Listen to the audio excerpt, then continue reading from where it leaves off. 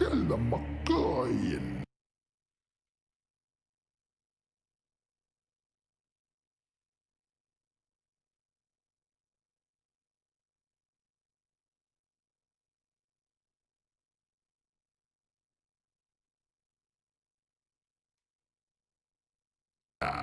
What?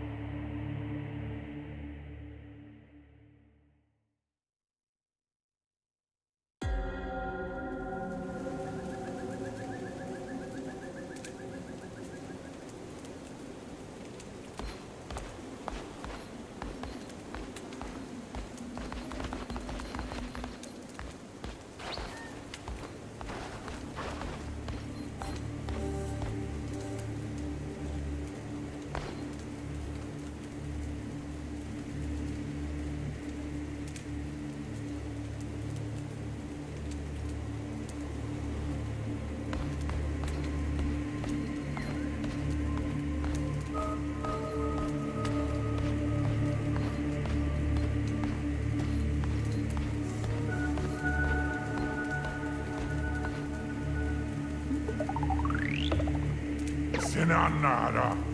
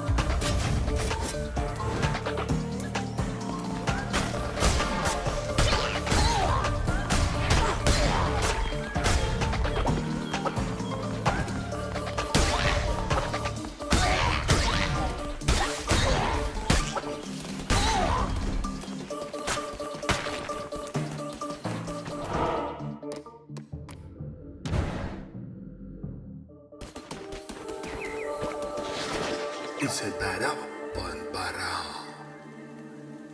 Insabarasta bayo. Uganaba Tombayamba Umba.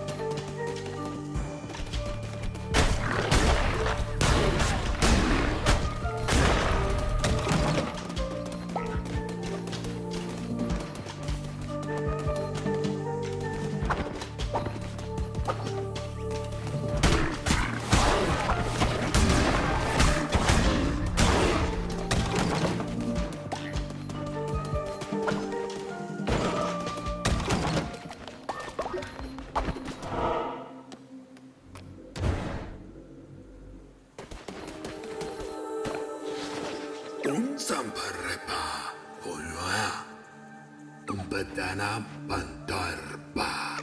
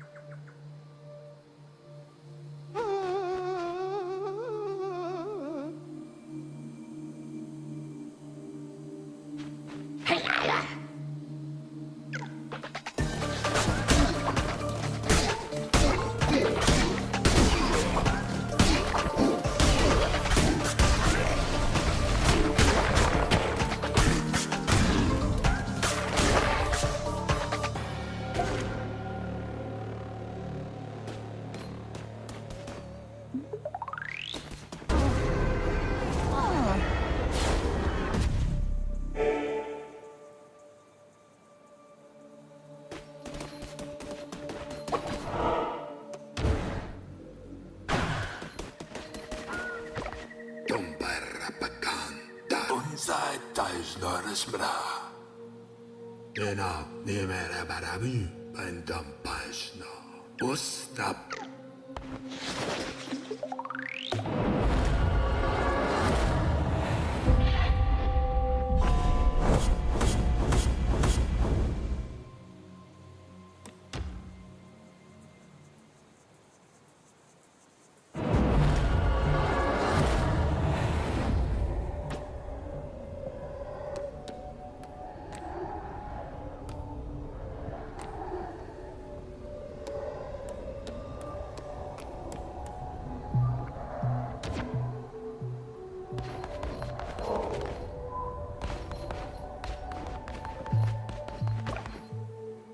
Isabara pon para. Dombara pakanta. Genau, nimmer barabu, bandam paisno.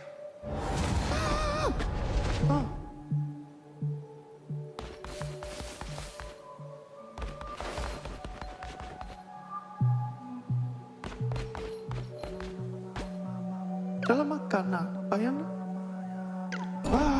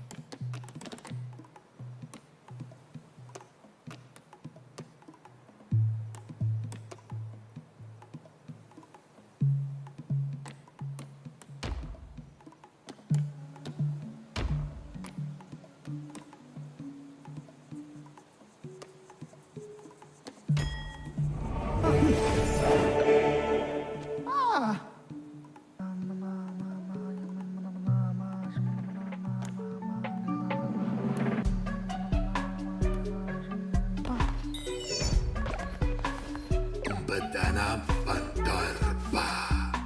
Unser Teilschnores Bra.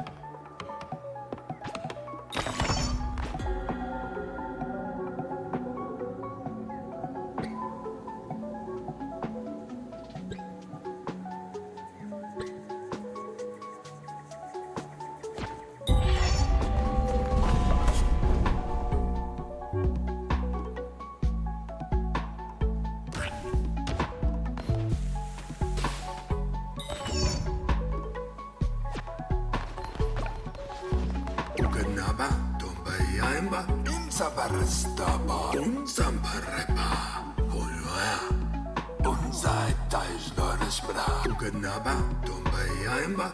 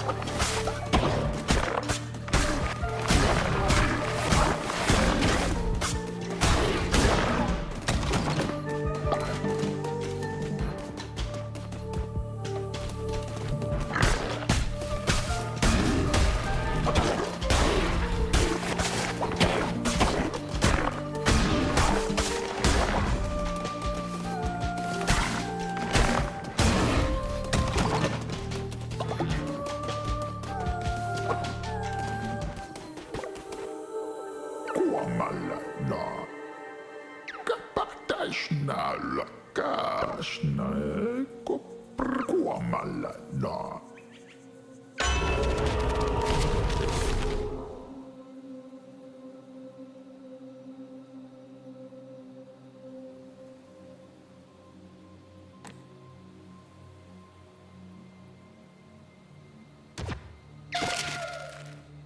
Yalla makka.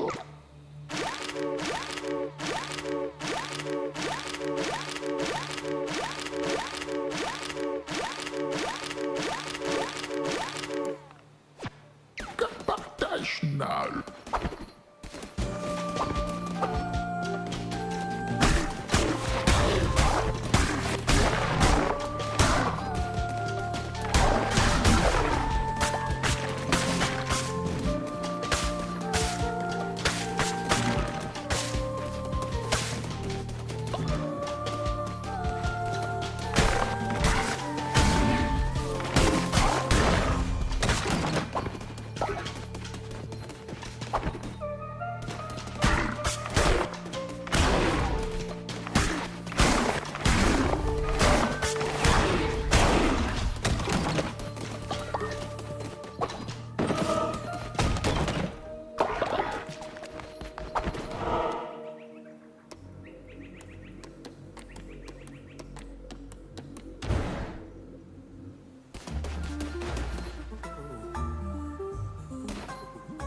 Makapa, Hasapala, Adapala.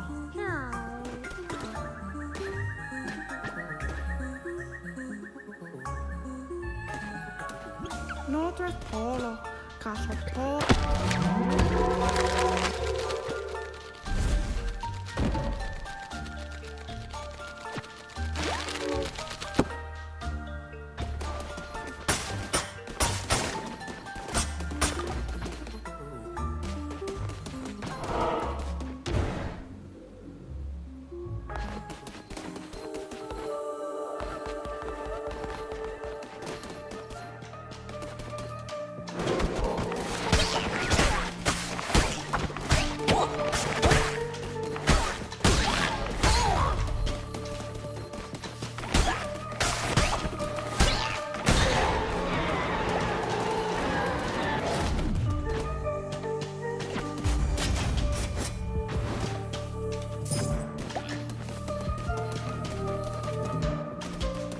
Pasna.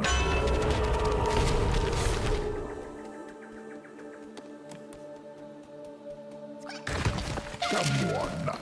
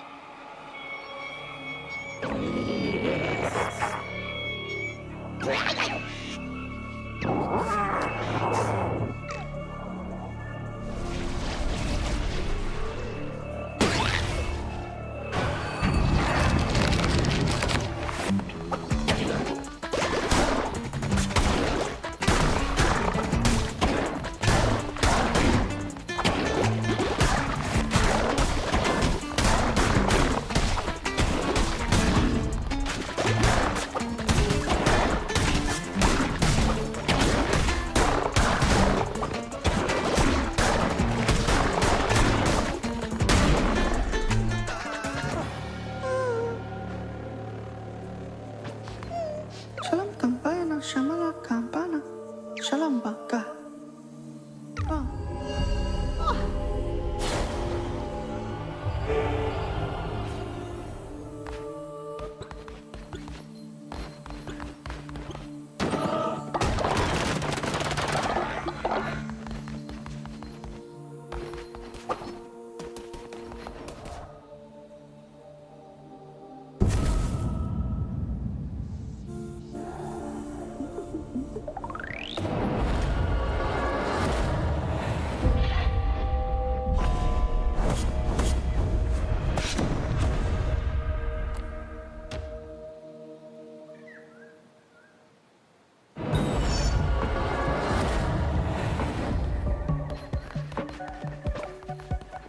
Enää nimellä märävy, bändän paisnaa.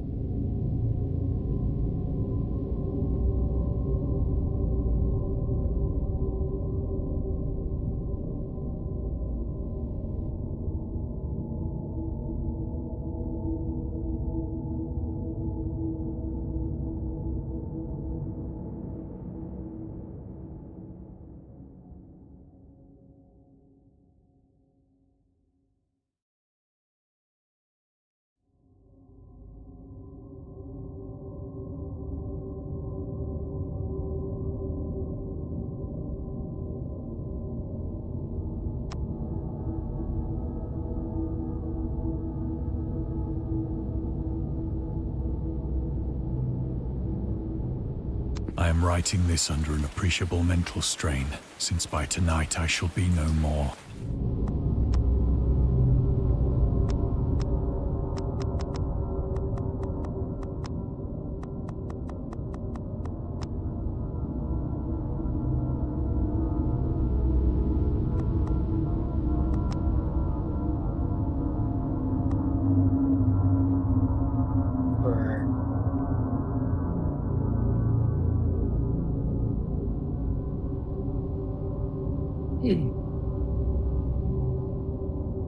Ne? Sudem mi? Sudem kim?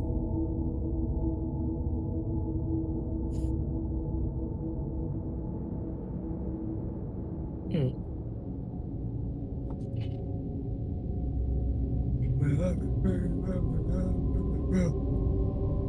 Güzel gibi.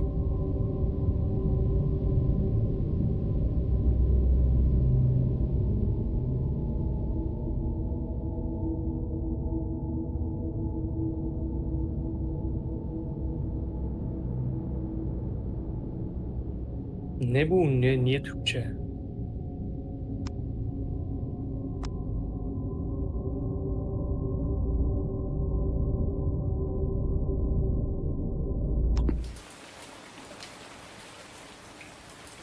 Ben Türkçe izleyemem artık. Çıkıyor.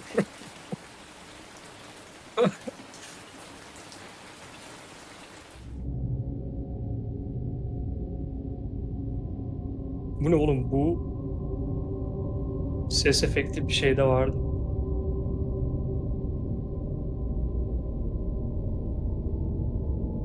Ama tam aynısı yani biri.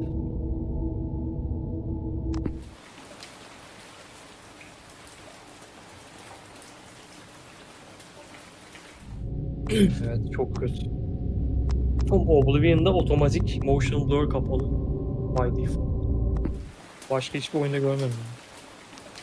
Bir de mouse smoothing mi var sen yoksa şey mi kullanıyorsun? Controller mı?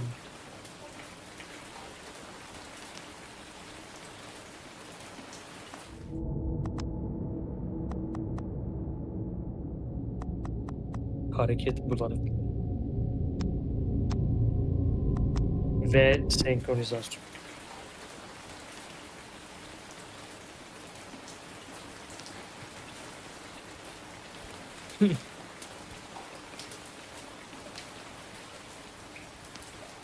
Penniless, and at the end of my supply of the drug which alone makes life endurable, I can bear the torture no longer, and shall cast myself from this garret window into the squalid street below. Do not think from my slavery to morphine that I am a weakling or a degenerate. When you have read these hastily scrawled pages, you may guess, though never fully realize, why it is that I must have forgetfulness or death.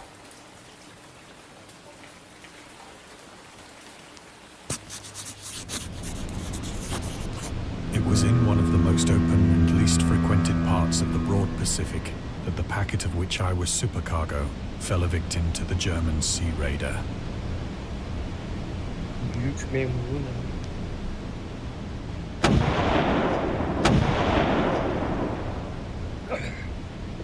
The Great War was then at its very beginning, and the ocean forces of the Hun had not completely sunk to their later degradation, so that our vessel was made a legitimate prize, whilst we of her crew were treated with all the fairness and consideration due us as naval prisoners.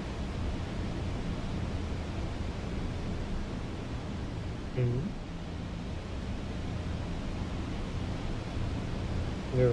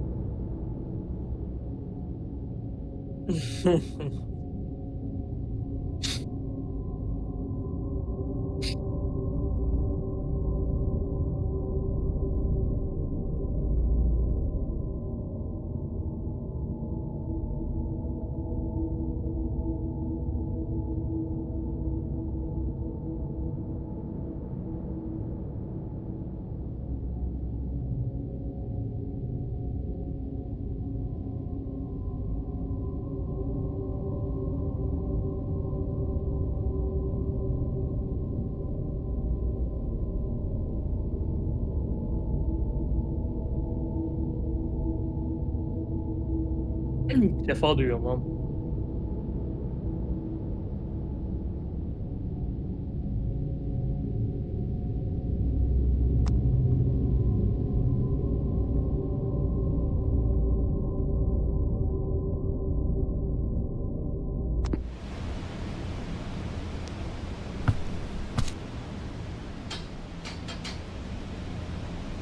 So liberal, indeed, was the discipline of our captors that 5 days after we were taken, I managed to escape alone in a small boat with water and provisions for a good length of time.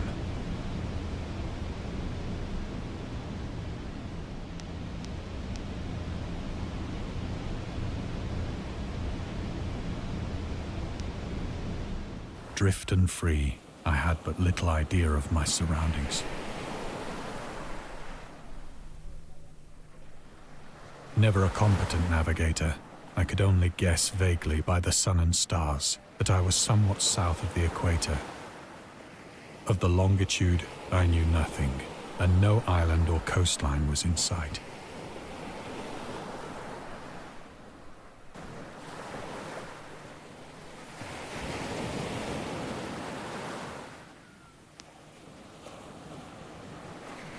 The weather kept fair, and for uncounted days I drifted aimlessly beneath the scorching sun, waiting either for some passing ship or to be cast on the shores of some habitable land.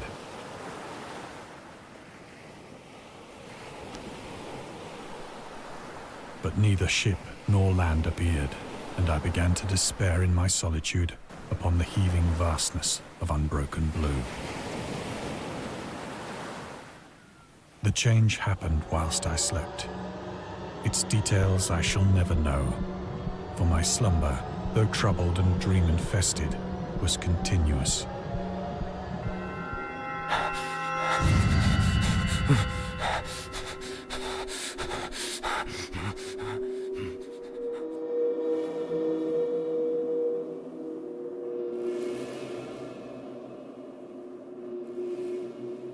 When at last I awoke, it was to discover myself half sucked into a slimy expanse of hellish black mire, which extended about me in monotonous undulations as far as I could see, and in which my boat lay grounded some distance away.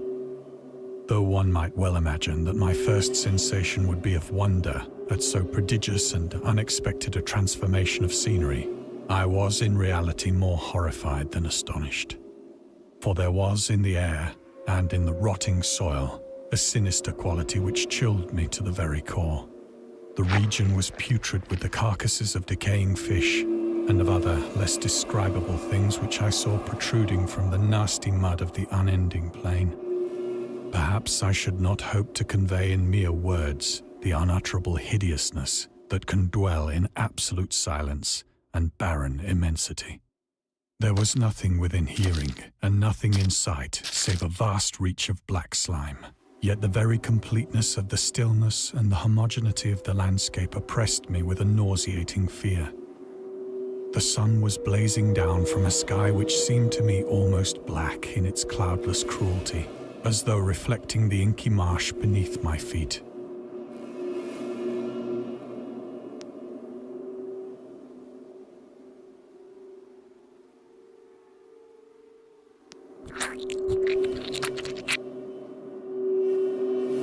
As I crawled into the stranded boat, I realized that only one theory could explain my position.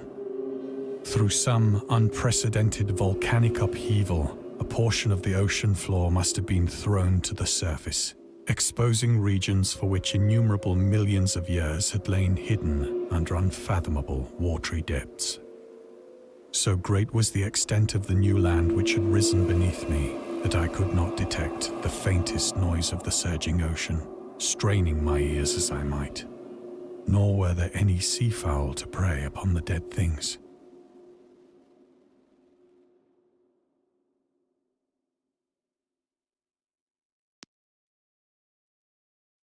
For several hours I sat thinking or brooding in the boat, which lay upon its side and afforded a slight shade as the sun moved across the heavens.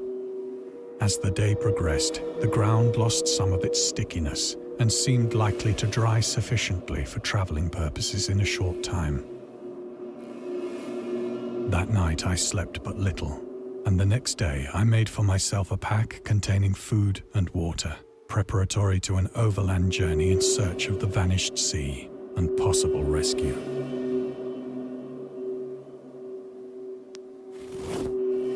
On the third morning, I found the soil dry enough to walk upon with ease. The odor of the fish was maddening, but I was too much concerned with graver things to mind so slight an evil, and set out boldly for an unknown goal.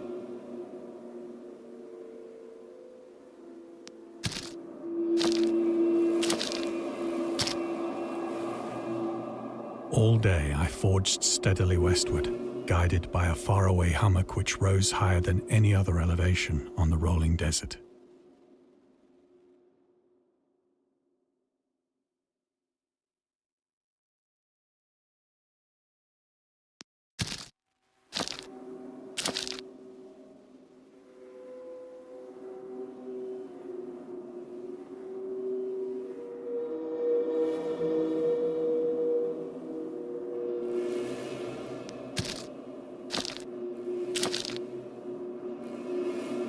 That night, I encamped, and on the following day still travelled toward the hummock, though that object seemed scarcely nearer than when I had first espied it.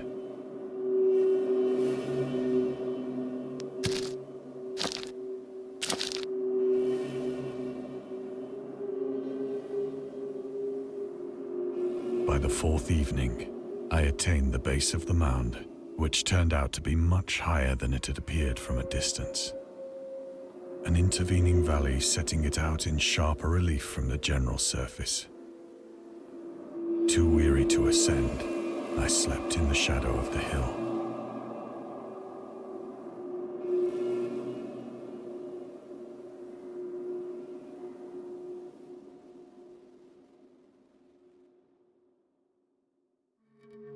I know not why my dreams were so wild that night. But ere the waning and fantastically gibbous moon had risen far above the eastern plain,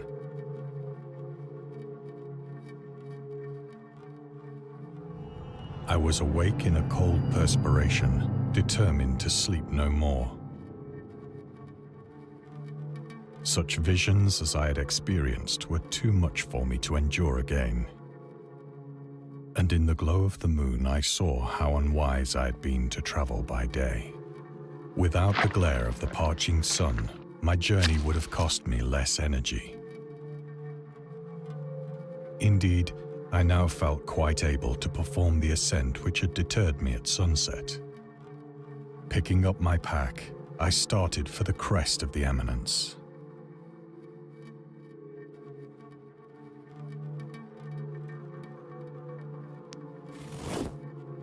I have said that the unbroken monotony of the rolling plain was a source of vague horror to me.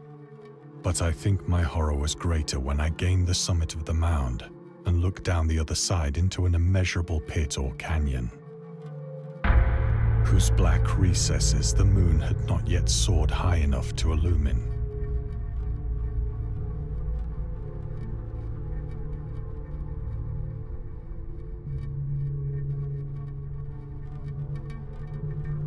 I felt myself on the edge of the world, peering over the rim into a fathomless chaos of eternal night. Through my terror ran curious reminiscences of Paradise Lost, and of Satan's hideous climb through the unfashioned realms of darkness. As the moon climbed higher in the sky, I began to see that the slopes of the valley were not quite so perpendicular as I had imagined. Ledges and outcroppings of rock afforded fairly easy footholds for a descent, whilst after a drop of only a few hundred feet, the declivity became very gradual.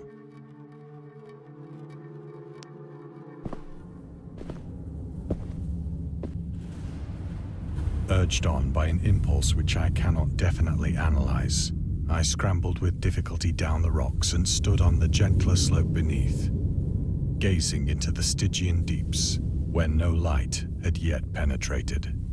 All at once, my attention was captured by a vast and singular object on the opposite slope, which rose steeply about 100 yards ahead of me, an object that gleamed whitely in the newly bestowed rays of the ascending moon.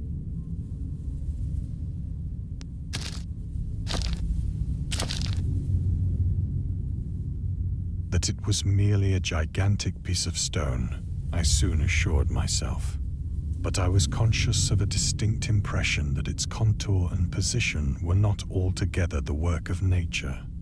A closer scrutiny filled me with sensations I cannot express. For despite its enormous magnitude and its position in an abyss which had yawned at the bottom of the sea since the world was young, I perceived beyond a doubt that the strange object was a well-shaped monolith, whose massive bulk had known the workmanship and perhaps the worship of living and thinking creatures. Dazed and frightened, yet not without a certain thrill of the scientist's or archaeologist's delight, I examined my surroundings more closely.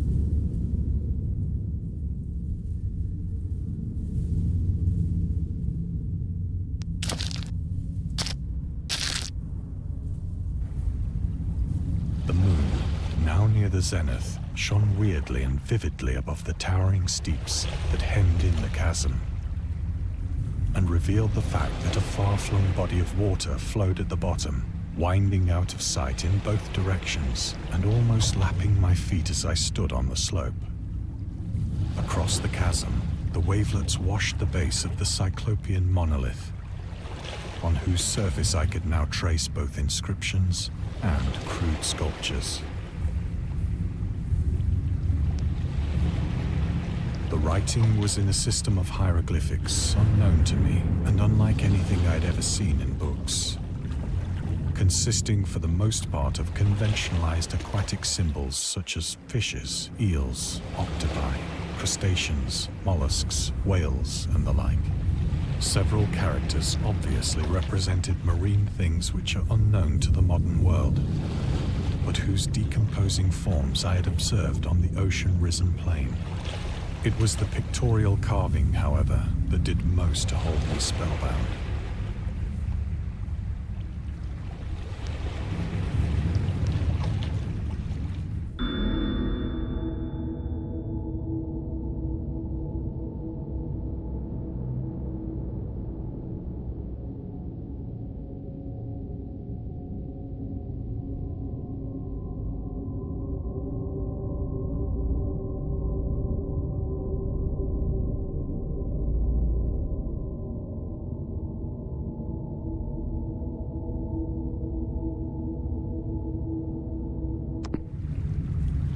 Plainly visible across the intervening water, on account of their enormous size, were an array of bas-reliefs whose subjects would have excited the envy of a Doré.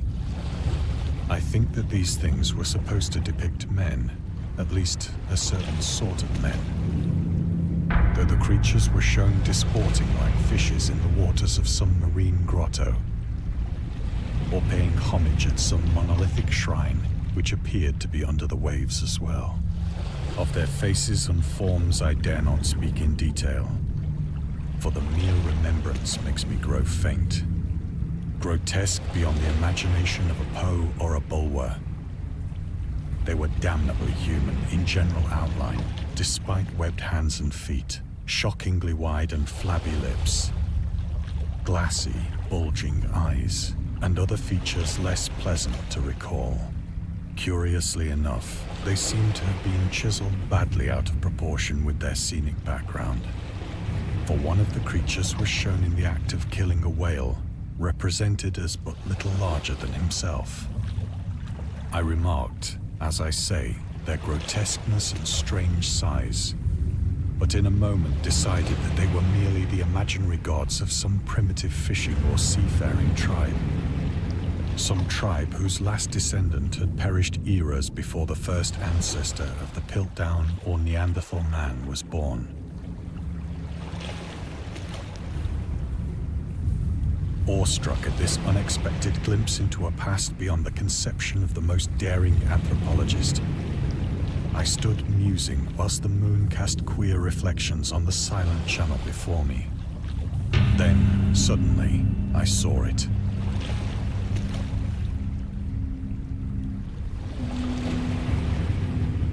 With only a slight churning to mark its rise to the surface, the thing slid into view above the dark waters. Polyphemus-like and loathsome, it darted like a stupendous monster of nightmares to the monolith, about which it flung its gigantic scaly arms, the while it bowed its hideous head and gave vent to certain measured sounds. I think I went mad then. Of my frantic ascent of the slope and cliff, and of my delirious journey back to the stranded boat, I remember little.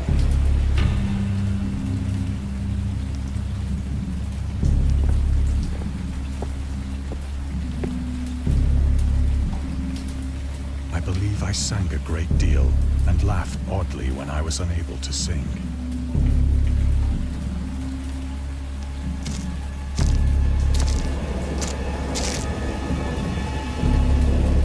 I have indistinct recollections of a great storm sometime after I reached the boat.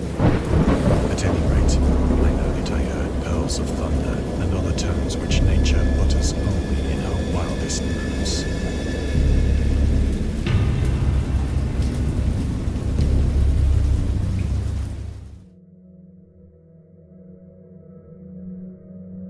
When I came out of the shadows, I was in a San Francisco hospital, brought thither by the captain of the American ship which had picked up my boat in mid-ocean. In my delirium, I had said much, but found that my words had been given scant attention. Of any land upheaval in the Pacific, my rescuers knew nothing, nor did I deem it necessary to insist upon a thing which I knew they could not believe.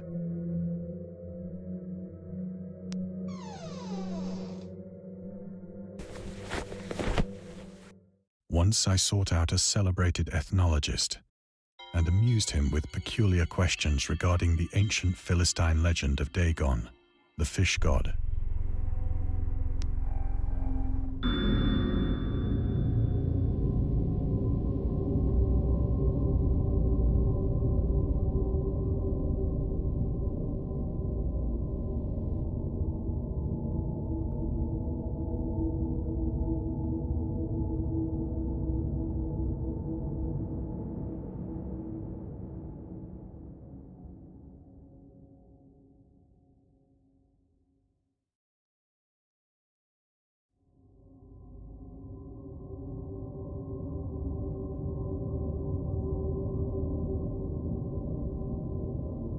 What?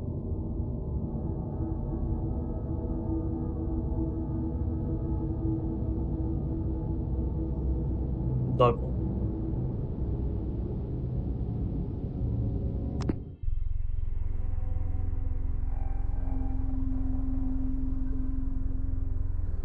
Hmm.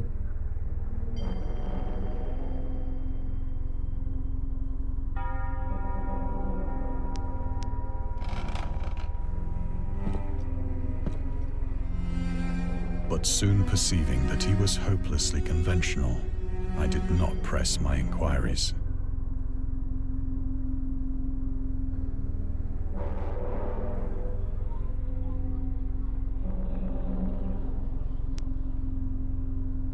Negronomicon. Arkham.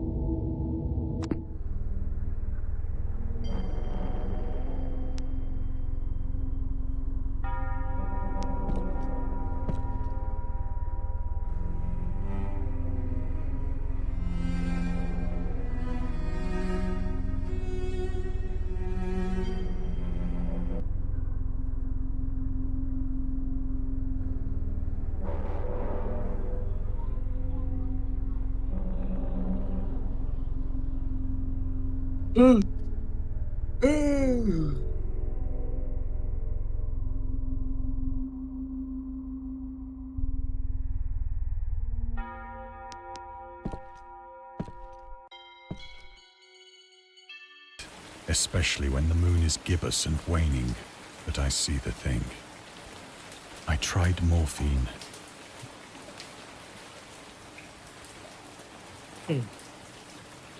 But the drug has given only transient surcease, and has drawn me into its clutches as a hopeless slave. So now I am to end it all, having written a full account for the information or the contemptuous amusement of my fellow men.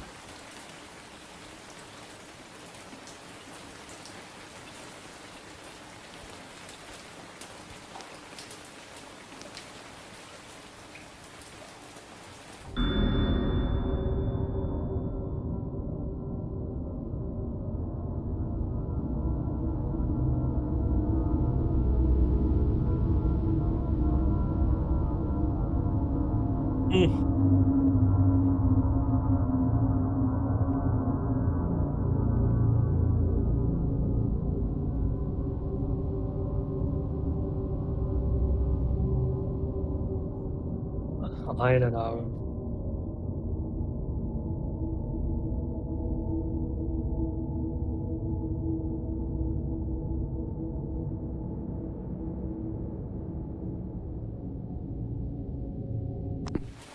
Weed içiyormuş muymuş peki?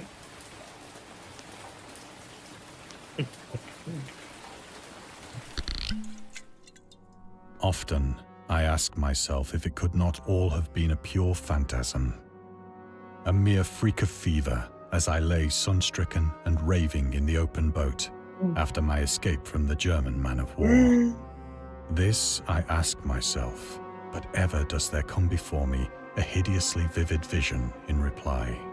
I cannot think of the deep sea without shuddering at the nameless things that may at this very moment be crawling and floundering on its slimy bed, worshipping their ancient stone idols and carving their own detestable likenesses on submarine obelisks of water-soaked granite. I dream of a day when they may rise above the billows to drag down into their reeking talons the remnants of puny, war-exhausted mankind. Of a day when the land shall sink and the dark ocean shall ascend amidst universal pandemonium.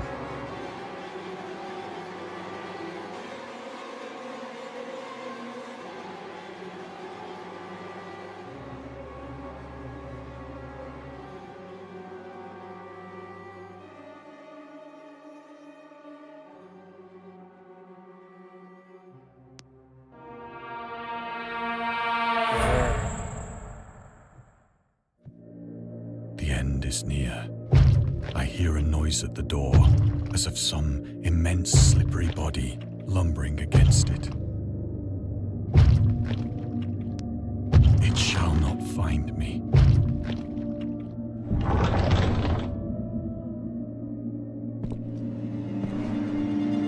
God, that hand!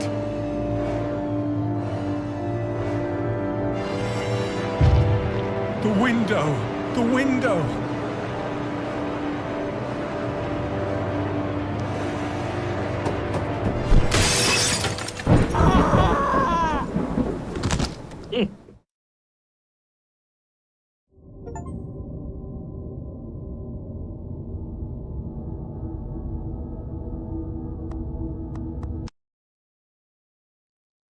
Dandikmiş.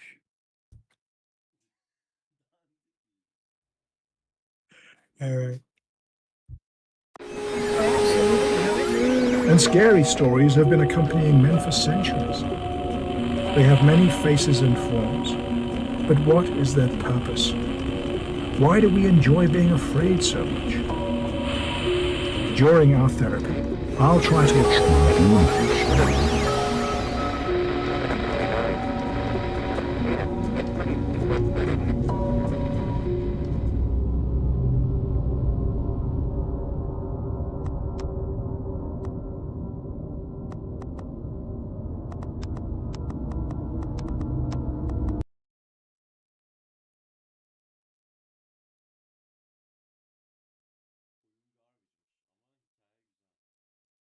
Hmm.